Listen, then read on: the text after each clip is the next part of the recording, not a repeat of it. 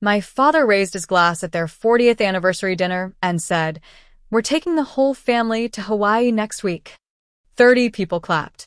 My sister squealed. I pictured palm trees, blue water, my first real vacation in years. So I asked one tiny question. "What time is our flight?" The room went quiet. My dad looked at me like I'd just interrupted a board meeting.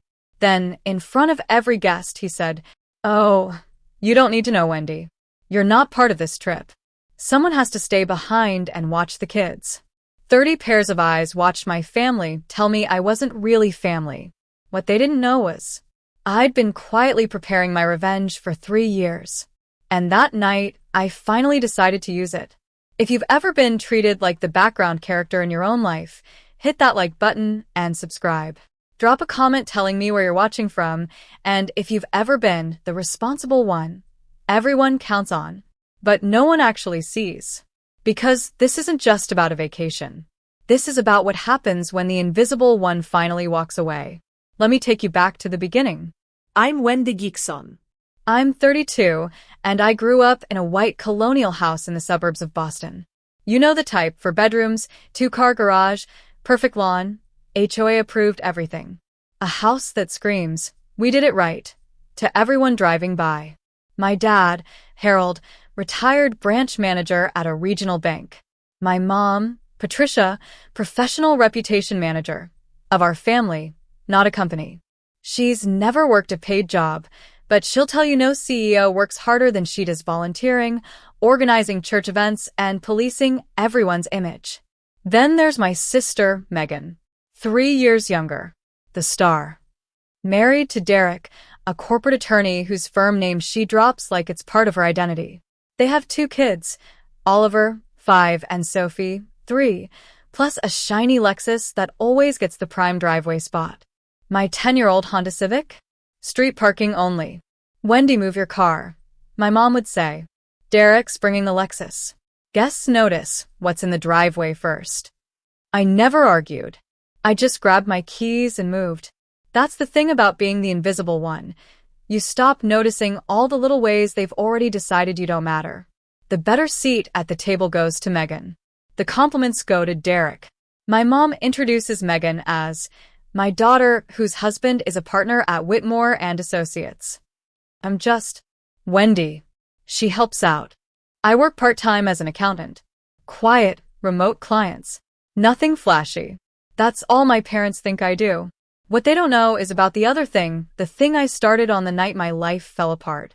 3 years ago, my boyfriend of 4 years, Kevin, sat me down on my own couch and said, "I love you, Wendy, but I'm not in love with you anymore. You're just there. You're always just there. Just there. Like furniture. Like wallpaper."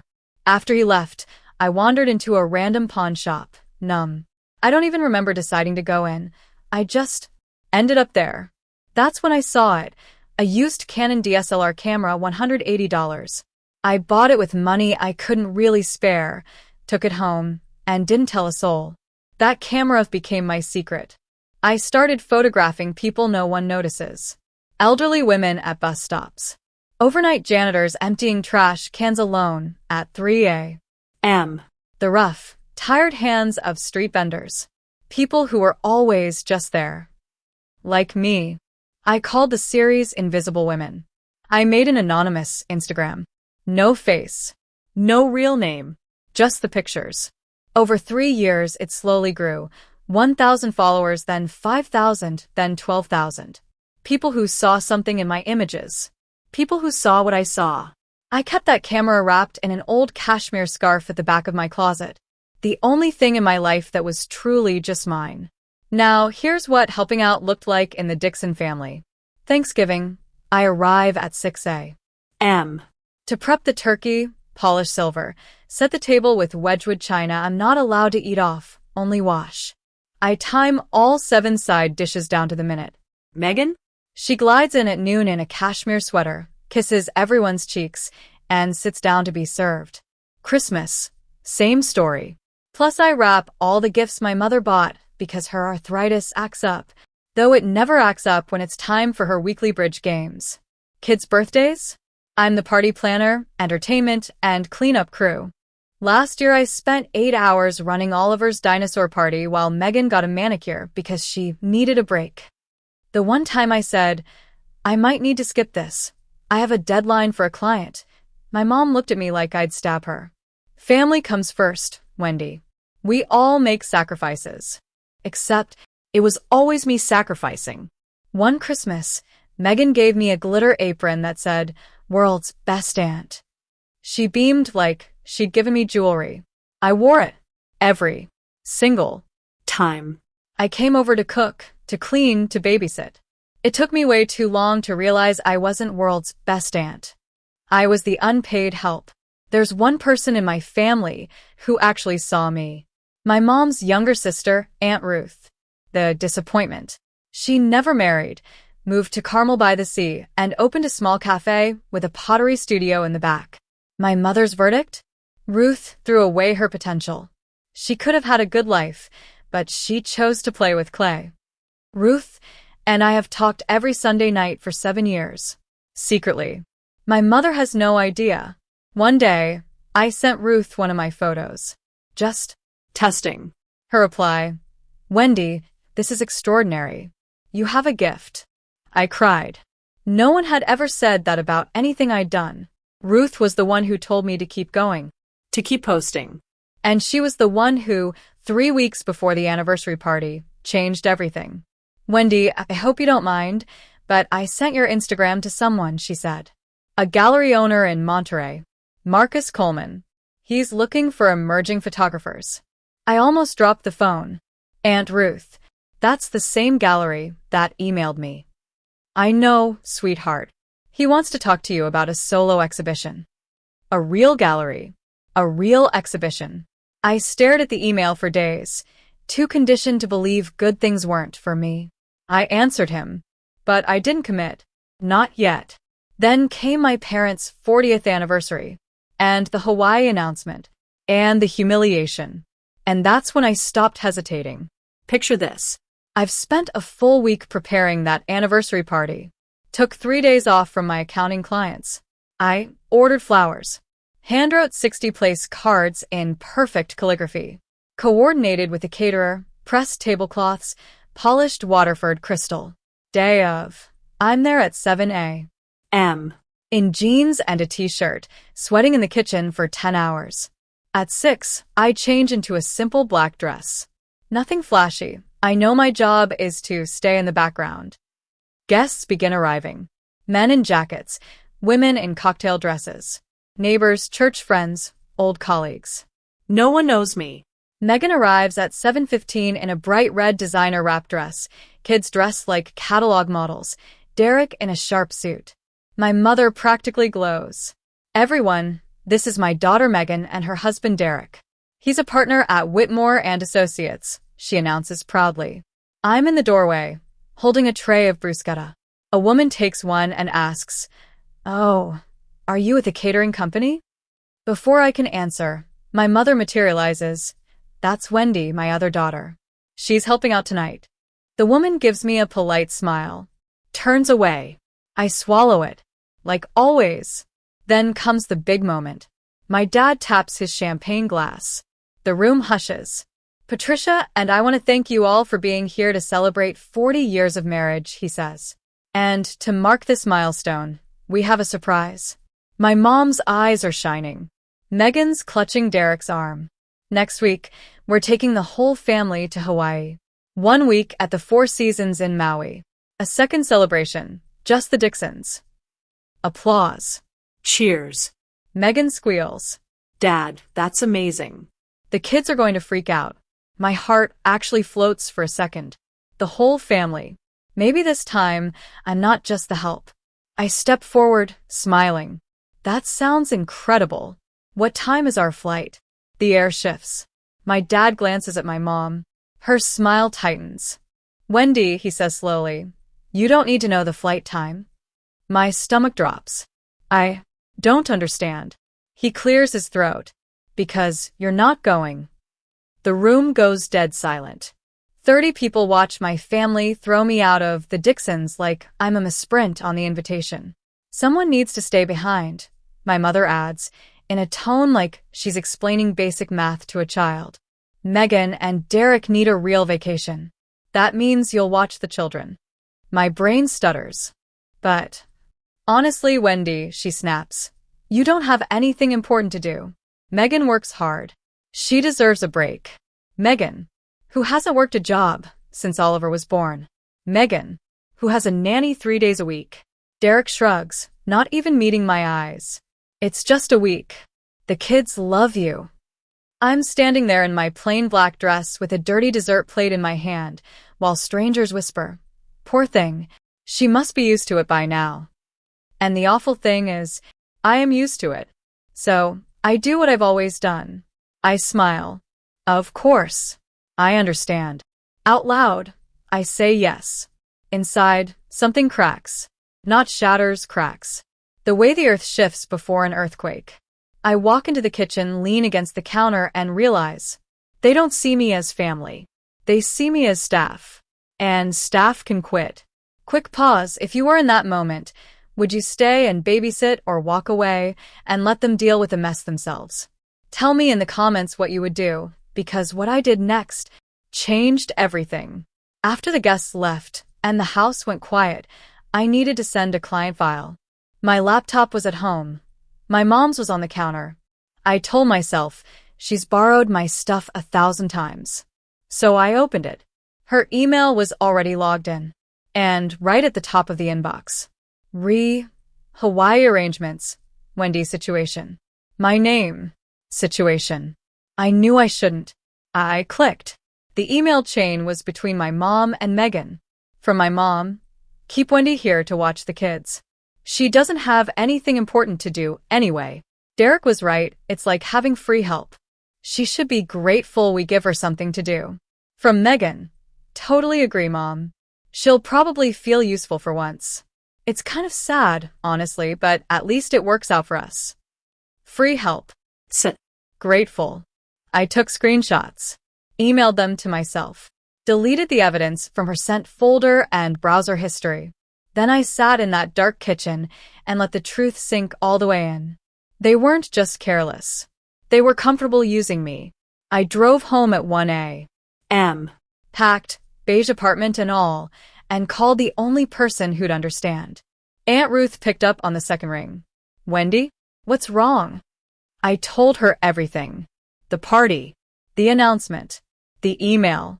She listened, then said, very calmly, I have a spare room above the cafe. I need help with the morning shift. And the gallery Marcus owns?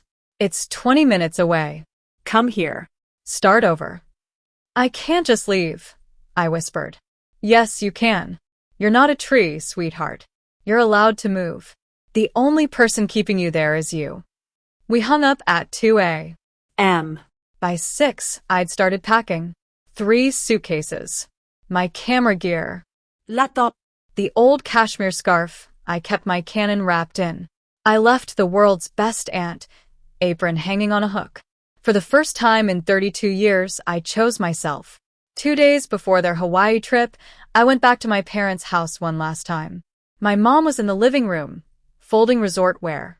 Megan was scrolling reviews of the Four Seasons. Derek was upstairs on a call. My dad was in his armchair, pretending to read the paper. I need to tell you something, I said. My mom didn't look up. If it's about the kids' schedule, Megan already texted. It's not about the kids. I took a breath. I'm not watching them. I won't be available. That got their attention. What do you mean, not available? My mom demanded. I have a work opportunity in California. I'm leaving tomorrow. Silence. My dad lowered the paper. What kind of opportunity? Professional. That's all they got. They'd never cared about details before. Megan jumped in, outraged. You can't be serious, Wendy. I'm counting on you. We all planned around this. You planned around me, I said quietly, without asking if I agreed. My mother's voice went ice cold. This is incredibly selfish. Megan needs your help. Family comes first. I met her eyes. Family comes first. But somehow that didn't include me on the Hawaii trip. Her mouth opened, then snapped shut. My dad cleared his throat. If you walk out like this, don't expect us to welcome you back with open arms. I nodded. I understand. And I did. I went home, loaded my car at sunrise, and started driving west. 5 days on the road. Cheap motels, and on most diners. Somewhere in Nebraska, I photographed a sunset over an empty field and realized it was the first photo I'd ever taken as a free woman. When I finally pulled into Carmel by the Sea, Aunt Ruth was waiting on the cafe porch. Arms open, eyes bright. "Welcome home," she said. And for the first time in my life, it felt true. Fast forward. Morning shifts at Ruth's cafe, the ceramic cup, the smell of coffee and fresh scones. Regulars who know me as Ruth's niece, the photographer, not the one who helps out. Afternoons in a tiny studio, editing photos, curating images for Marcus's gallery. We met. He loved the Invisible Women series and offered me a solo exhibition. 15 pieces. 6 weeks. Printing and framing covered. 60% of sales to me. When I signed that contract and saw artist Wendy Dixon printed in black ink, I genuinely had to sit down. For the first time ever, my name was on something that celebrated me, not something I'd done for someone else. Opening night at Coastal Light Gallery felt like stepping into someone else's life. White walls, warm lights, string quartet in the corner. My photos, my invisible women. Huge on the walls, each with a small price tag that made me dizzy. People walked in, champagne in hand, and stopped in front of my work. They tilted their heads, whispered to each other. Some of them cried. A collector named Mrs. Peyton bought the bus stop portrait, the one that first caught Marcus's attention, for $3,000. "Your eye is extraordinary," she said. Me. Wendy, the invisible one. Extraordinary. And then, my past walked through the gallery door. Megan and Derek, sunburned from Hawaii, out of place in a room full of art. Megan spotted me and rushed over, putting on her best worried sister face. "Oh my God, Wendy, we've been so worried. Mom found your Instagram. We flew in as soon as we could." I raised an eyebrow. "To my gallery opening?" She blinked at the words, "my gallery." Looked around like she was just now noticing the photos, the price tags, the crowd. "You did all this?" Her voice sounded like she'd just discovered I could speak French. "Since when are you, like, an artist?" "For about 3 years," I said. "You never ask." Aunt Ruth drifted to my side like a small, solid shield. Marcus watched from across the room, sensing drama. The journalist from Carmel magazine, who was interviewing me, conveniently didn't wander off. Megan lowered her voice. "Okay, look. I have news. I'm pregnant again. Number 3. And I really, really need you to come home. Derek's swamped at work, Mom's no help, and you're so good with the kids." There it was. Not "I'm proud of you." Not "wow, this is amazing." Just "I need you." The same script. New location. "Megan," I said calmly, "I'm in the middle of my opening night." I know.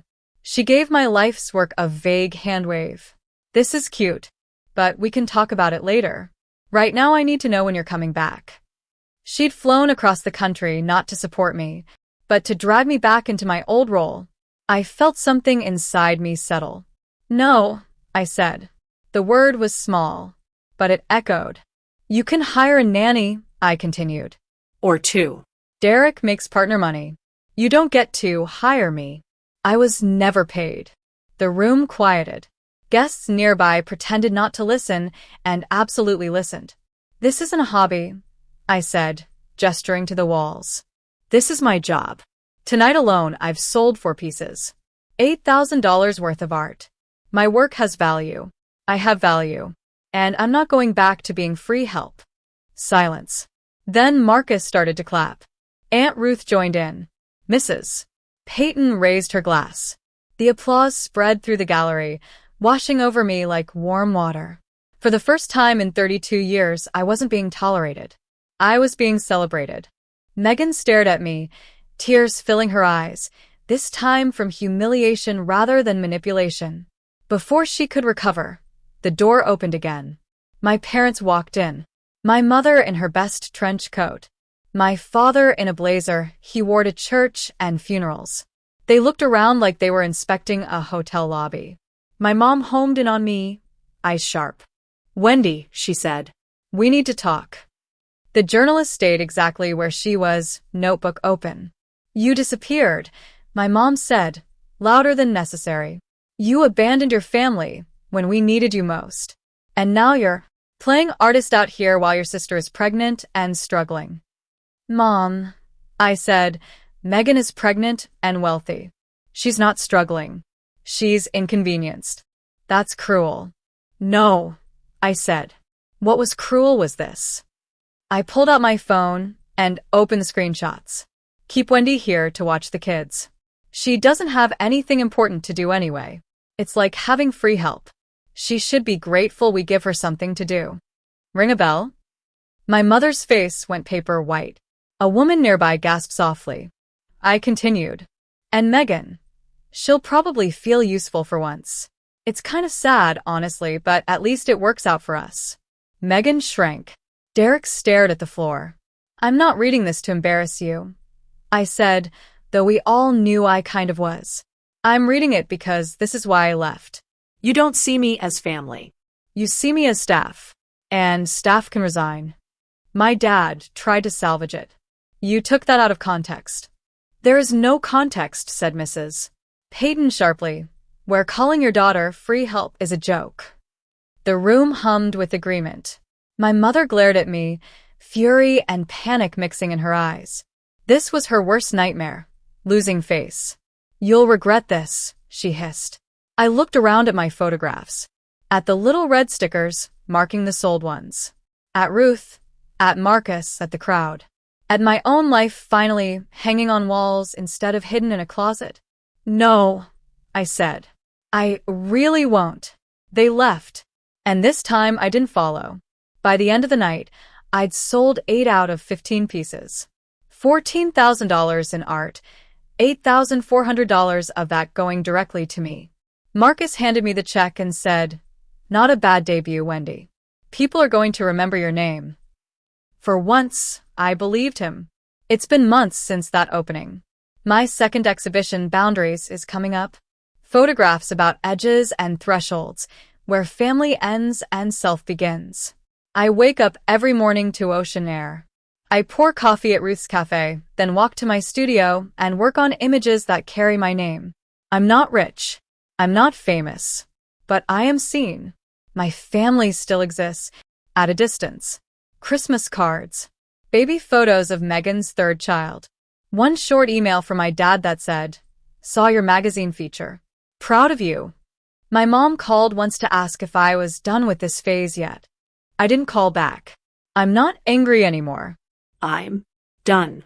From a psychological perspective, what happened to me has a name. Parentification, when a child, usually the eldest, is pushed into adult responsibilities without real recognition or support. I was also the scapegoat and the workhorse, while Megan got to be the golden child.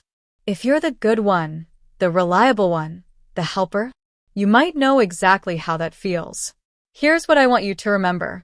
Setting boundaries isn't betrayal. It's not abandonment. You're allowed to stop pouring from an empty cup. The people who truly love you won't demand you empty yourself for their comfort and then call it family. Sometimes the most powerful revenge isn't screaming or fighting or getting back at anyone. Sometimes the real revenge is walking away, building something of your own, and letting your life become the loudest, clearest answer. You are not free help. You are not background scenery. You were never meant to be invisible. If this story hit a nerve, tap that like button so the algorithm knows there are more invisible ones out there who need to hear it. Subscribe if you want more stories where underestimated people quietly, beautifully, reclaim their power. And tell me in the comments, what's the most satisfying moment of quiet revenge you've ever seen, or wished you could pull off yourself? I read every single one.